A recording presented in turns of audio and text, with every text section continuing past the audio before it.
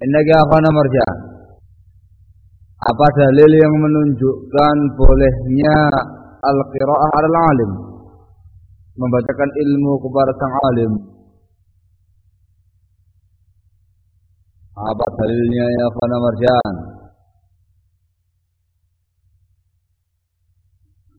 Aba Ayyub. Dari mana? Hadis ini ya akhana marjan. Hadis yang dibaca tadi sama ikhwanuna, dalil yang dipakai oleh para ulama untuk menjelaskan bolehnya al-qiraah 'alal alim. Kata ya marjan. Allahu musta'an. Allah barik fik ya akhana Ayyub. Hada Zakiyah. Innaka akhana Zakiyah. Apa dalil yang menunjukkan kebolehan kita menunggang kendaraan? Hadis ini dari mana? Ya kamu naik mobil. Tanya, apa dalilnya kamu naik mobil? Bagaimana jawabannya? Allah ya Fadaki. Hadis ketika Rasul membonceng sahabat di kendaraannya. Yang lainnya. Innaka Farhan. Mana itu? Aywa, hadal hadis ya ikhwan. Dari kalimat dakhala rajulun ala jamalin. Seseorang masuk dalam keadaan dia di atas untanya, menunjukkan kepada kita jawaz rukub bidabbah, diperbolehkannya kita menaiki kendaraan. Kalau di zaman dahulu kendaraannya dalam bentuk onta, kuda, keledai, dan yang semisalnya. Adapun di zaman sekarang ini kendaraannya lain lagi. Beda pancal, becak, motor, mobil, bus, pesawat, jet, dan yang semisalnya. Tamam, itu semuanya perkara yang diperbolehkan secara syar'i dan perkara yang ma'ruf secara kebiasaan umat manusia dulu maupun sekarang mengendarai kendaraan. Tamam, dengan riwayat ini tadi. Dakhala rajulun ala jamalin. Masya Allah.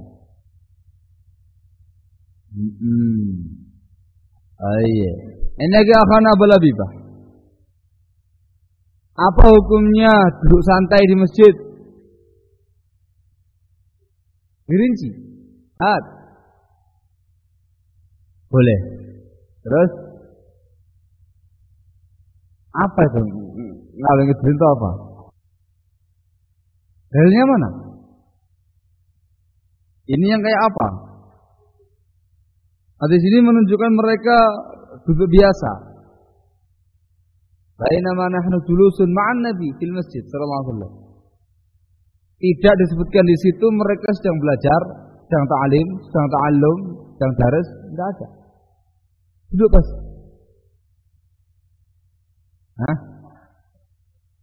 Kata. Terus yang melarang duduk di masjid bicara yang enggak baca mana?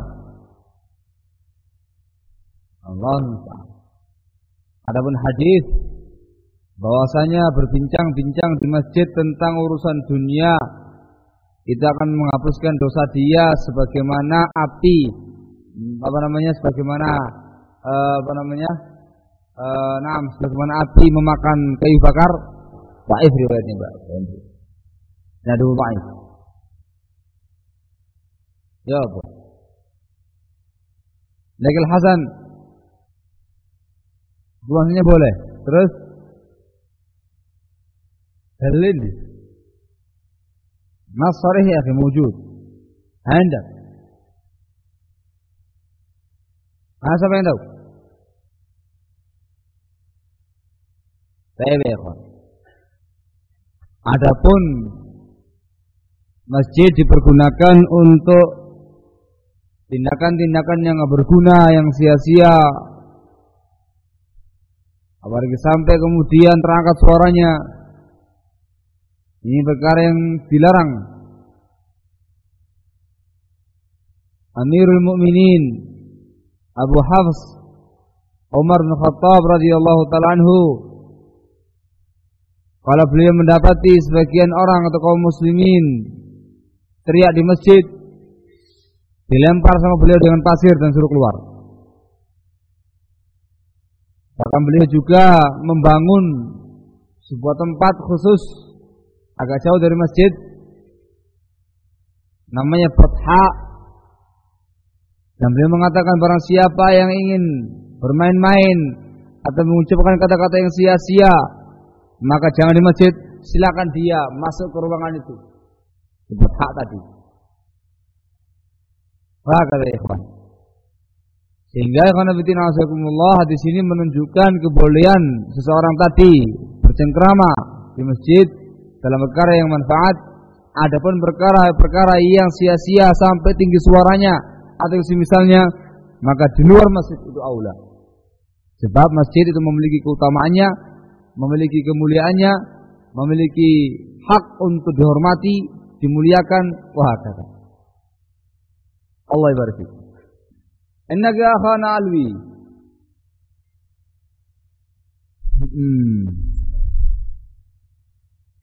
Tawakal itu dengan disertai amalan atau tanpa amalan? Disertai dengan amalan. Dalilnya mana?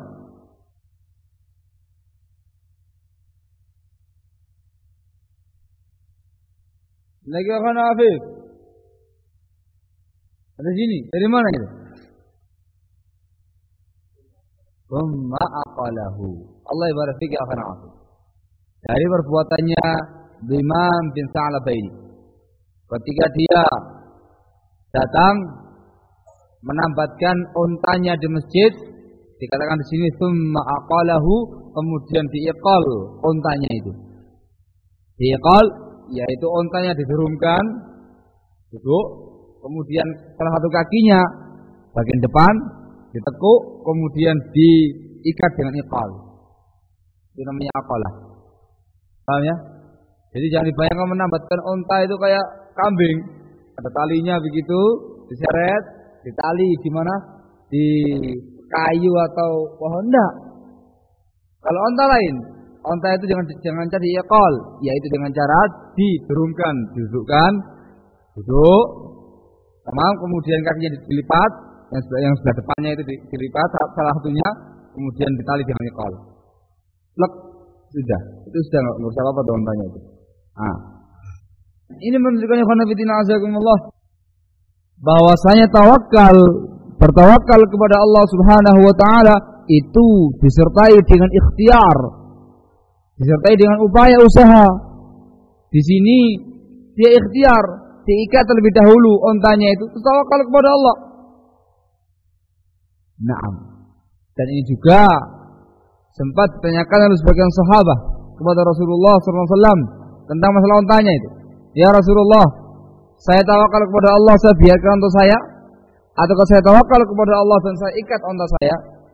Rasul mengatakan, i'qilha wa tawakkal 'ala Allah. Kamu ikat onta itu dan baru kamu tawakal kepada Allah Subhanahu wa taala. Paham? Sehingga bertawakal kepada Allah Subhanahu wa taala, ikhwan, itu harus disertai dengan ikhtiar, disertai dengan amalan, dengan perbuatan usaha dari kita, baru kemudian bertawakal kepada Allah Subhanahu wa taala.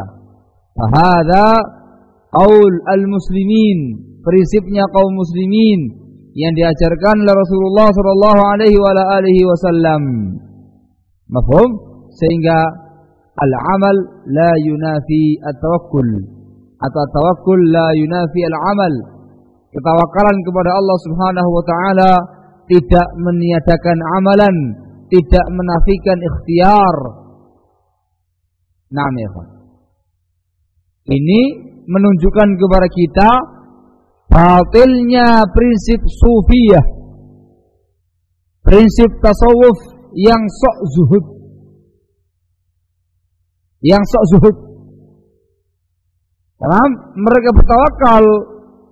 Kata mereka, kita harus bertawakal dengan sempurna kepada Allah Subhanahu wa taala dan tidak boleh beramal, kata dia. Kalau ada ikhtiar, ada amalannya, itu berarti tawakalnya ada yang enggak beres. Gitu. Sehingga mereka mengatakan tawakal yang tinggi, jangan tambah usaha.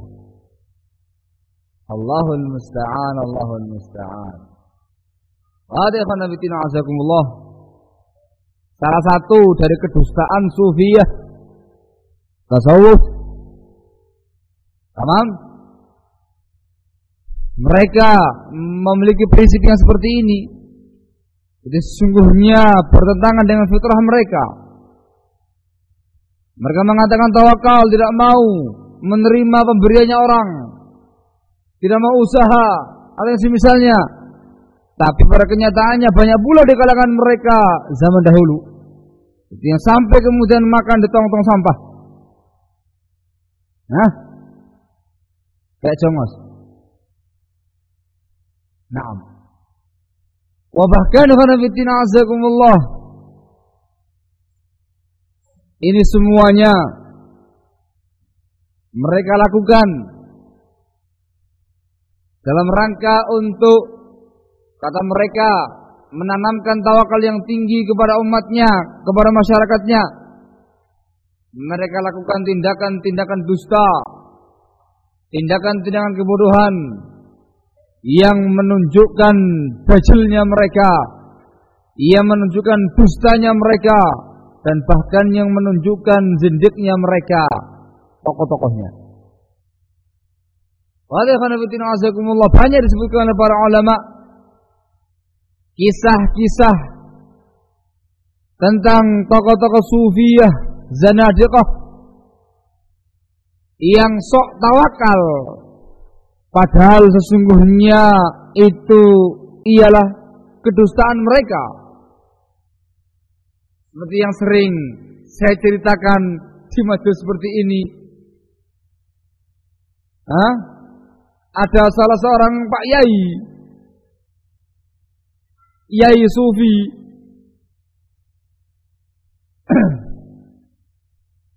ini pergi ke sebuah tempat. Di sana dia menggali sebuah tempat, gali begitu, agak dalam. Kemudian di situ ditaruhi sama dia makanan-makanan yang enak-enak, kue-kue, minuman-minuman yang lezat, yakni beragam dan aneka masakan dan makanan di situ. Taruh situ, tutupi sama dia. Sampai di rumah, dia berkata kepada murid-muridnya, "Wahai murid-muridku, sekarang ini bagusnya kita mengadakan siyahah, refreshing, biar nak petenteng mana kita terus. Nah, yes, refreshing. Kemana Pak Yai? Oh, ke sana, ke sebuah tempat ini." Akhirnya mengatakan, "Ya Allah Pak Yai, bolehlah kita refreshing supaya jangan suntuk." Ya Allah, udah berangkat. Mau berangkat, kata sang murid, "Loh Pak Yai, tempatnya jauh Pak Yai. Masa nggak bawa bekal, nggak bawa makanan, nggak bawa minuman? Jauh Pak Yai." Itu mengurangi tawakal, kata Pak Yainya. Itu mengurangi tawakal itu. Tawakal kepada Allah. Tawakal kepada Allah, kata dia. Oh iya Pak Yai, tawakal kepada Allah Pak Yai. Ayolah, kita tanamkan demikian Pak Yainya, tawakal kepada Allah. Berangkatlah mereka sampai ke tempat yang dituju, yang disitulah tempat tadinya Pak Yai menyimpan makanan dan minumannya. Sana main-main, senang-senang, Nah gurau, wah kata capek. Sang murid yang ngomong, Pak Yai, lelah Pak Yai, capek, lapar Pak Yai, haus Pak Yai. Oh iya, kamu haus, oh kamu lapar. Iya Pak Yai, kita nggak bawa apa-apa nih Pak Yai. Oh tenang, tenang. Tawakal kepada Allah. Tawakal kepada Allah kata dia. Insya Allah Allah akan datangkan makan untuk kalian dan juga minuman. Ya Pak Yai, tawakal Pak Yai. Nah coba, sini kamu ikut sama saya. Ikut sama dia.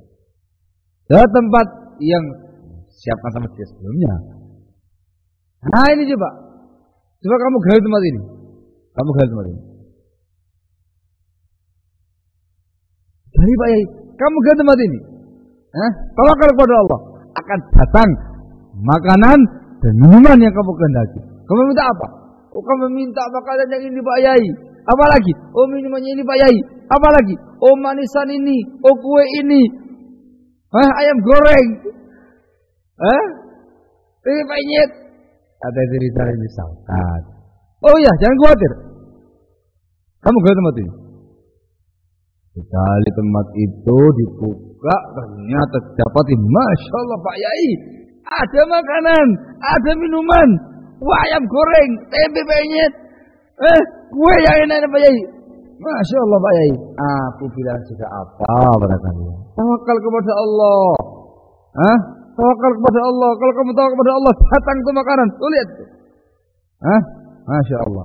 Ini ma'idatun minas sama'in. Dari langit tuh. Masya Allah Pak Yai. Sekarang kamu makan. Keluarkan semuanya, makan senang mereka. Masya Allah. Memang betul-betul Pak Yai kita ini jagoan tawakal ini. Allah Ustaz. Tawakal gendulmu. Justru itu menunjukkan kedustaan. Penipuan yang dilakukan oleh mereka-mereka ini. Dari kalangan Sufiyah. Wahada katsir. Banyak disebutkan oleh Abu Hamid Al-Ghazali, ghafarallahu lah, dalam kitab Ihya Ulumuddin, yang dijuluki oleh para ulama kita dengan Ihya Ulumuddin atau Imatah Ulumuddin, yang mematikan ilmu-ilmu agama. Stres sinting kalau orang baca begini ya Pak. Naam. Hakata ya Pak. Ada mudah-mudahan Sufiyah. Maka prinsip yang diajarkan oleh Rasulullah sallallahu alaihi wasallam ialah tawakal itu disertai dengan amalan, disertai dengan ikhtiar, disertai dengan doa kepada Allah Subhanahu wa taala. Wahakata. Dan kemudian itu diserahkan semuanya kepada Allah Tabaraka wa taala. Hakata ya ikhwan. Pengen kaya, usaha. Nggak bisa kaya kemudian leye-leye di rumahnya, santai-santai begitu. Ya Allah, kutipan rezeki dari langit. Coba ada pesawat, lewat, jatuhkan uang, satu karung, nggak begitu yang namanya upaya kepingin orang berada itu. Usaha, ya udah usaha. Apa enaknya ini? Ya udah, kita bikin tambak. Oh no, usaha tambak, sidayu. Kamu usahai, kamu ikhtiari, kamu kerahkan semua kemampuan kamu, semua keahlian kamu, kerahkan sebagai ikhtiar, sebagai usaha, sebagai upaya. Selebihnya tawakal ala Allah. Bertawakallah kepada Allah Subhanahu wa taala. Banyak berdoa kepada Allah Subhanahu wa taala. Tamam? Dan insyaallah taala Allah taala yang akan menghasilkan itu semuanya. Kalau Allah memang mentakdirkan hasil. Kalau Allah takdirkan itu enggak hasil, ya enggak hasil. Walaupun kamu kerahkan semua ilmumu, semua teorimu, semua caramu, kamu datangkan semua ahli-ahli pertambakan, ahli-ahli perudangan, ahli-ahli perbandingan, atau yang semisalnya. Tetapi kalau Allah Tabaraka wa taala mentakdirkan dah hasil, ya enggak hasil, mampus kabeh iwae. Naam. Tapi kalau kamu ikhtiari, bismillah, ikhtiar, usaha, beramal, tawakal kepada Allah Subhanahu wa taala, ditakdirkan berhasil, hasil. Walaupun yang nangani itu kelas 3 menurut mereka. Wa may yatawakkal 'ala Allah fa huwa hasbuh. Barang siapa yang bertawakal kepada Allah Subhanahu wa taala, maka Allah yang akan mencukupi dia. Paham ya? Tawakal dengan ikhtiar. Masya Allah.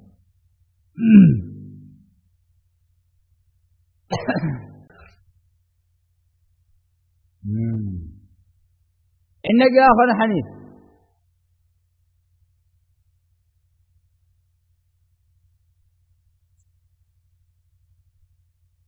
Kencing dan kotoran onta najis ataukah suci?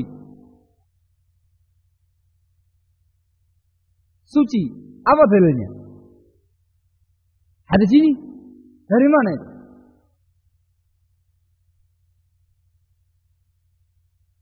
Dari mana Anda menggunakan riwayat ini untuk mengatakan sucinya kotoran onta?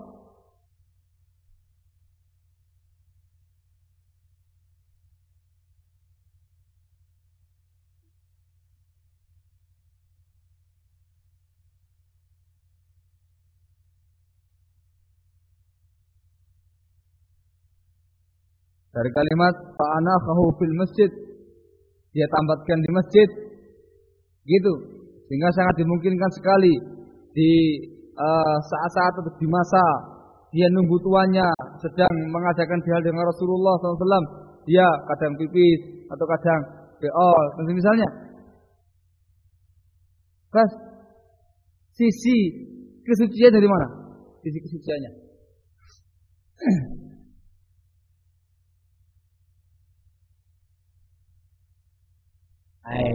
Dari sisi sukutun Nabi sallallahu alaihi wasallam. Rasulullah tidak mengingkarinya dan mendiamkannya. Namun ya akhana Hanif, hadzal istidlal ba'id ya. Loh, kok malah ngantuk? Ke ba'idnya? Hah? Iya, yang namanya istinbat enggak mesti harus sore. Bisa dari mafhum atau dari misalnya, enggak harus nas sharif. La, maksud saya dari riwayat ini tidak tegas atau tidak bisa diambil istinbat tentang masalah ini. Dikarenakan disebutkan dalam riwayat-riwayat yang lainnya bahwasanya orang ini fa'anakhahu adakhala al-masjid. Dia ini menambatkan ontanya, kemudian dia masuk ke dalam masjid. Lafaz ini menunjukkan bahwasanya tempat dia menambatkan onta di luar masjid. Di luar masjid. Sehingga susah untuk berhujjah dengan riwayat seperti ini menunjukkan masalah tadi. Adapun masalah tadi ya ikhwan, kencingnya onta ataukah kotorannya onta, na'am suci. Tamam, suci, tidak najis. Namun dengan dalil yang lainnya, kisah Uraniyin. Tamam, orang-orang dari Uranah datang kepada Rasulullah sallallahu alaihi wasallam ke Madinah. Sampai di Madinah, istawaul Madinah. Mereka belum terbiasa dengan udara Madinah. Akhirnya mereka terkena penyakit panas dan semisalnya begitu. Maka disampaikan kepada Rasulullah SAW tentang mereka ini. Maka beliau pun akhirnya memerintahkan mereka untuk datang ke Ibilus Sadaqah, unta sedekah di sebuah tempat. Diperintahkan untuk minum kencingnya dan minum susunya. Suruh minum kencing dan susu unta.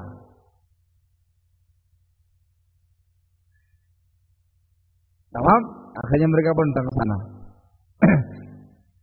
Yang sana minum susu unta, minum kencing unta. Akhirnya mereka pun sembuh bismillah. Begitu sembuh, ternyata mereka ini ditolong mentung. Bukan kemudian berterima kasih atau semisalnya, malah kemudian dia membunuh pengembala untanya. kemudian mencuri ontanya, murtad kepada Allah dan Rasulnya, dan lari dia. Sampai kabarnya kepada Rasulullah SAW, maka beliau memerintahkan para sahabatnya untuk mengejar mereka.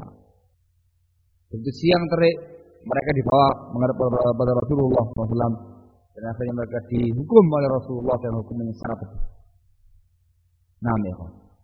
Ditelanjangi dadanya, ditaruh di atas padang pasir yang panas, di bawah terik matahari, cocos itu kepala matanya, kemudian dipotong tangan sama kakinya, silang begitu.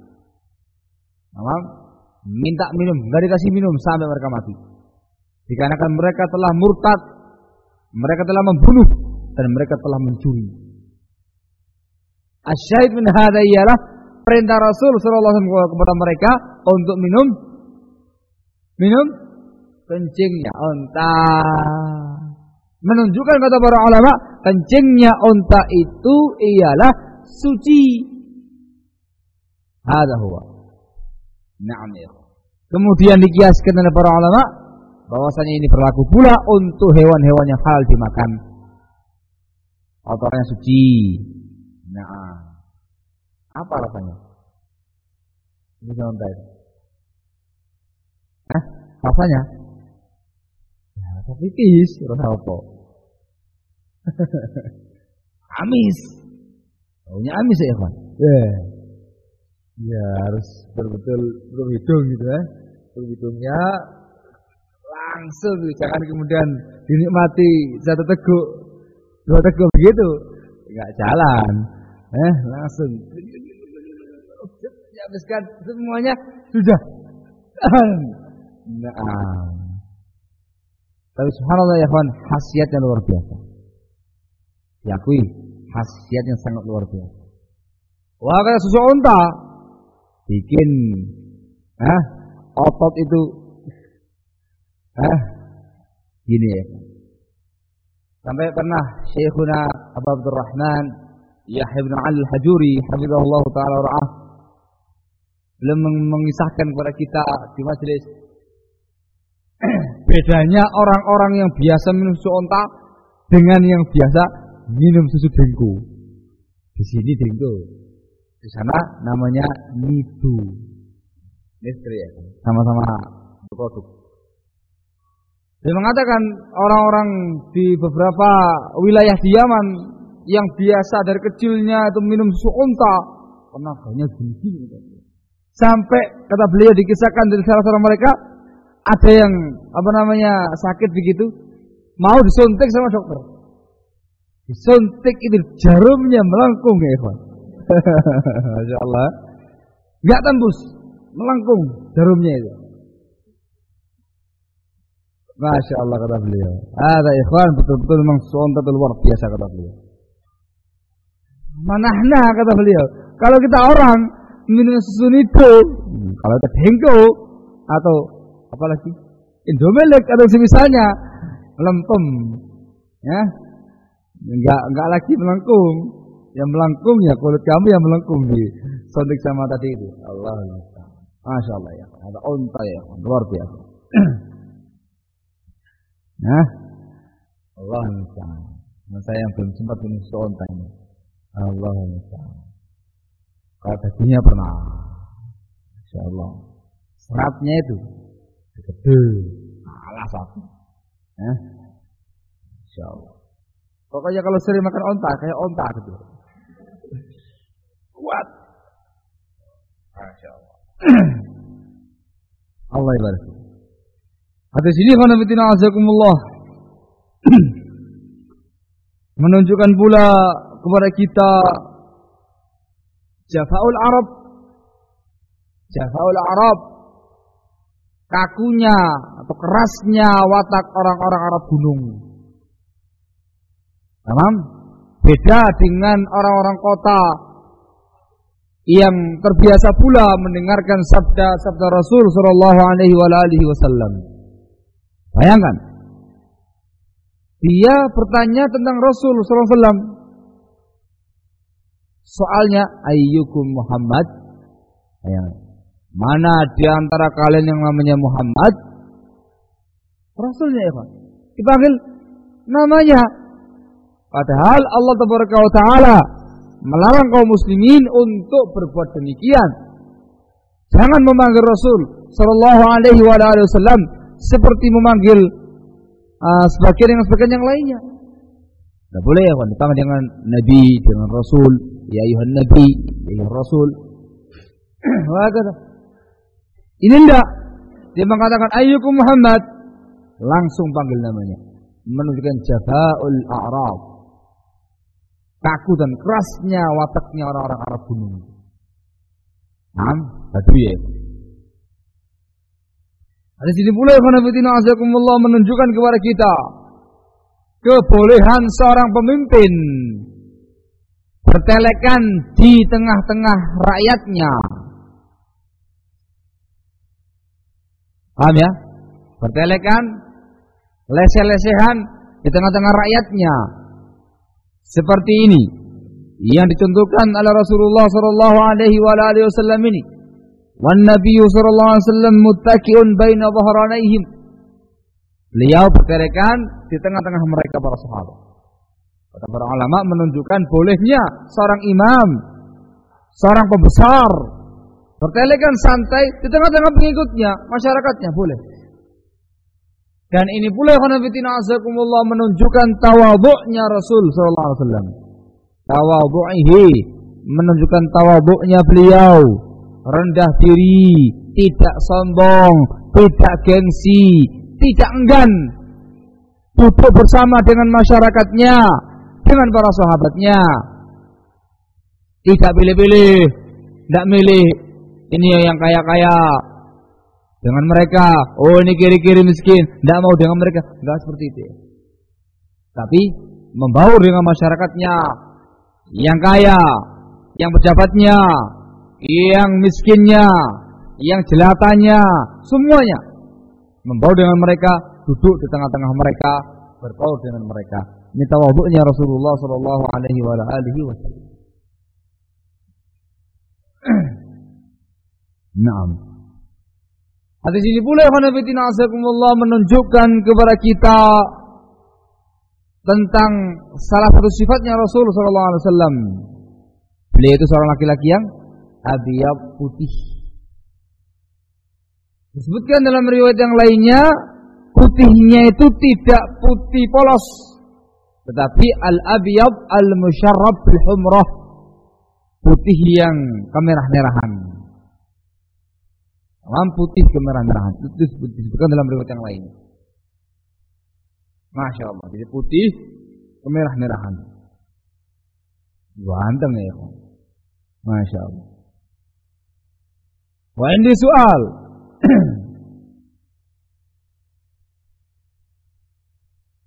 Innaka akhwan Abu Mu'ad. Disebutkan dalam riwayat ini bahwasanya Rasul SAW putih kemerah-merahan. Disebutkan dalam riwayat yang lainnya bahwasanya Rasul SAW itu agak coklat mukanya itu. Bagaimana cara mengkompromikannya ini?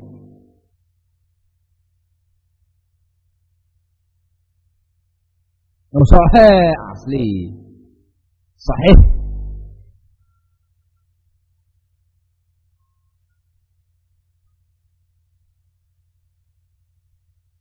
Aku tanya sama kamu bagaimana cara menjamaknya? Kamu malah tanya sama saya lagi. Saya tanya sama kamu bagaimana cara mengkompromikannya, bagaimana cara menjamaknya. Satu riwayat dijelaskan beliau al-abyad, laki-laki yang putih. Paham? Bukan dalam riwayat yang lainnya putih kemerah-merahan. Tapi disebutkan dalam riwayat yang lainnya asmar, agak sedikit ke coklatan begitu. Kalau matang lah. La ya akhi, dibikin jamaknya dulu. Tidak bisa kamu kemudian lari kepada nasikh wal mansukh sampai ada pembahasan masalah ini. Atau wahid. Yang kedua, pembahasan masalah Syama'il Muhammadiyah kau nasi koman sufi. Dalam perkara ahkam ya akhi. Ya Allah ya khana fa Mu'ad, jamak. Bagaimana cara mengkomunikasinya?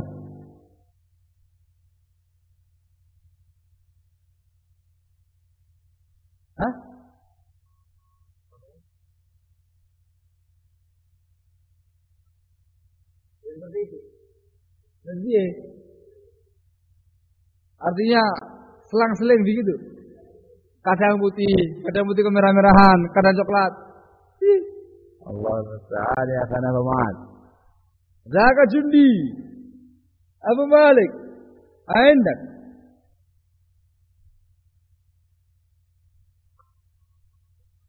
Bagaimana itu? Oh, kalau pas marah, merah mukanya beliau. Sangat nampak merahnya.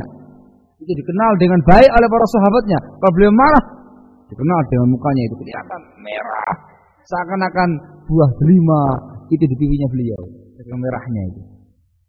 Masya Allah.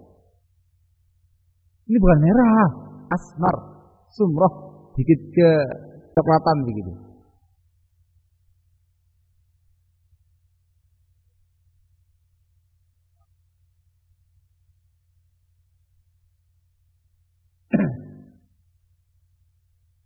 Ayo. Ada pernah baca sebelumnya wala nafah. Allah nafah. La bahaya. Hadal akhir wa sahih. Yani asalnya Rasulullah sallallahu alaihi wa alihi wasallam ikhwan laki-laki yang putih kemerah-merahan. Ada riwayat yang menjelaskan bahwasanya beliau agak sedikit kecoklatan. Itu ialah ketika beliau sallallahu alaihi wasallam sering melakukan safar bepergian, sering berjihad fi sabilillah melawan kaum musyrikin, wa hakadha, sehingga sedikit berubah. Taghayyara wajhuh, sedikit berubah wajah beliau, sedikit kecoklatan karena matahari, bekas safar, wa hakadha. Allah berfirman akan sini. Ini yang disebutkan oleh para ulama kita ya. Wala asalnya beliau laki-laki yang putih kemerah-merahan. Masya Allah. Atas ini pula ya Nabi Azakumullah menunjukkan kepada kita jawazun nisbah ilal jad, bolehnya menisbatkan diri kepada mbah, bukan kepada bapak, kepada mbah. Dari mana ini? Dari kalimat Ibnu Abdul Muttalib. Ibnu Abdul Muttalib. Apakah engkau ini putranya Abdul Muttalib? Abdul Muttalib itu apanya Rasul? Apanya Rasul? Kakeknya Rasulullah sallallahu alaihi wasallam. Bapaknya namanya siapa? Nabi Muhammad SAW. Namanya Abdullah. Allah ibarat. Menunjukkan ikhwan bolehnya menisbatkan seseorang kepada mbahnya, kakeknya, dan boleh pula bagi seorang untuk menisbatkan dirinya kepada kakeknya. Ini juga pernah dilakukan oleh Rasulullah sallallahu alaihi wasallam pada perang Hunain. Hadisnya diriwayatkan oleh Al-Imam Al-Bukhari dalam sahihnya dari sahabat Al-Bara ibn Azib. Ketika perang Hunain, beliau mengucapkan syair. Beliau mengatakan, "Ana ibn Abdul Muttalib, ana nabiyyu la kadhib." Tamam? Atau sebaliknya. Ana nabiyyu la kadhib, ana ibn Abdul Muttalib. Saya nabi. Tamam? La kadhib, bukan kedustaan. Saya ialah putranya Abdul Muttalib. Tamam? Hada huwa. Menunjukkan bolehnya seorang itu menisbatkan dirinya kepada mbahnya atau menisbatkan orang lain kepada mbahnya dia. Jangan dia namanya Ahmad bin Muhammad ibn Hanbal. Tamam? Dia boleh mengatakan Ahmad ibn Hanbal. Paham ya? Paham ini? Namanya Abdullah ibn Abbas ibn Abdul Muttalib. Jangan begitu. Bisa dikatakan Abdullah bin Abdul Muttalib. Paham ya? Nah, Allah ibarat. Ada yajuz.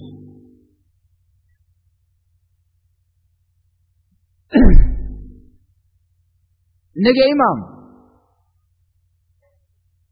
Ketika Imam bin Sa'labah bertanya kepada beliau sallallahu alaihi wasallam, Ibnu Abdul Muttalib, beliau menjawab, "Qad ajabtuk." Yani qad sami'tu, saya telah mendengar kamu. Saya dengar ucapan kamu. Pertanyaan saya, kenapa tidak dijawab dengan na'am? Ya, saya bertanya Abdul Muthalib. Kenapa dijawab dengan kalimat qad ajabtuk? Saya dengar kamu. Kenapa? Dasar. Itu penegasannya, akhi. Abdullah, kenapa enggak dijawab na'am? Ya, saya putarnya Abdul Muthalib. Kan itu seharusnya kan? Seharusnya. Kamu putarnya Abdul Muthalib. Seharusnya dijawab iya. Lalu kenapa beliau mengatakan qad ajabtuk setelah mendengar ucapan kamu? Kenapa? Ya, karena Abdullah.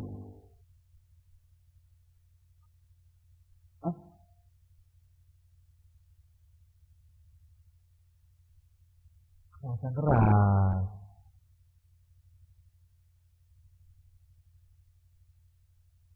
Beliau. Oh ya. Kurang pas. Enggak azab.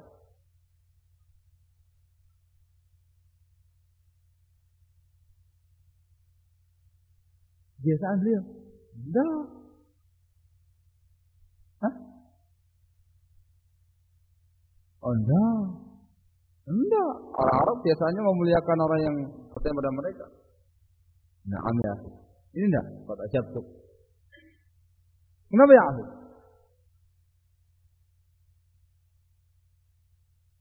Ya kenapa? Mungkin keras orangnya. Keras orangnya atau tingkahnya yang keras. Na'am ya. Dikatakan oleh para ulama, beliau mengatakan qad ajabtuk dikarenakan tindakan orang tadi itu yang enggak sesuai dengan kemuliaannya Rasulullah SAW. Dia mengatakan ayyukum Muhammad. Ditegaskan lagi dengan kalimat inni sa'iluka kamu syaddidun alaika fil mas'alah. Loh. Keras ini, kaku ucapan dia ini. Maka beliau mengatakan qad ajabtuk. Maaf, supaya dia tahu itu kurang tepat tindakannya. Paham? Jadi sebagai seorang Rasul harus dimuliakan. Masya Allah. Namun sang Arabi mengatakan setelah itu, fala tajid alayya fi nafsik. Tapi jangan marah. Ini kata para ulama menunjukkan zakauh, cerdasnya orang tadi. Wa aqluh, ini orang akil, berakal dia ini. Jadi enggak bolos. Tidak lugu ketika bertanya. Ya betul-betul pertanyaan orang yang akil, yang berakal, yang zaki, yang cerdas. Sampai dipuji. Dari pertanyaan dan ikhwan dipuji oleh sahabat Umar bin Khattab radhiyallahu taala anhu. Beliau mengatakan saya tidak mendapati pertanyaan yang lebih bagus dan lebih ringkas daripada pertanyaan Imam bin Sa'labah ini. Namam soalu akil. Pertanyaan seorang yang berakal, seorang yang cerdas, yang mengerti apa yang dia tanyakan ketika itu. Hadza huwa. Masya Allah. Insyaallah taala teruskan lagi fanabtina azakumullah faedah lain yang saya ambil dari riwayat ini. Banyak ikhwan.